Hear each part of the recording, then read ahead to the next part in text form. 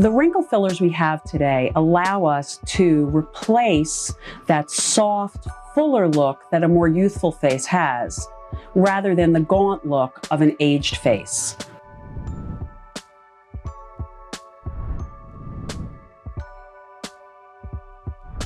By carefully placing products in appropriate places and appropriate depths, we can lift the skin and really reshape the face to give a more youthful appearance. The fillers we have today are either actual fillers that replace volume immediately, or tissue stimulators, which make your skin make more collagen, and that's how they fill the skin.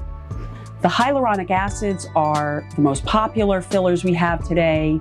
They're made out of hyaluronic acid, which is a sugar that our body recognizes as similar to its own. Radiesse, or calcium hydroxylapatate, is another biodegradable filler that's great for giving a lot of lift and structure to skin that's falling. Sculptra, or poly-L-lactic acid, is a tissue stimulator, while the other fillers replace some collagen as they go away, but have their primary effect by being fillers in the area you want filled.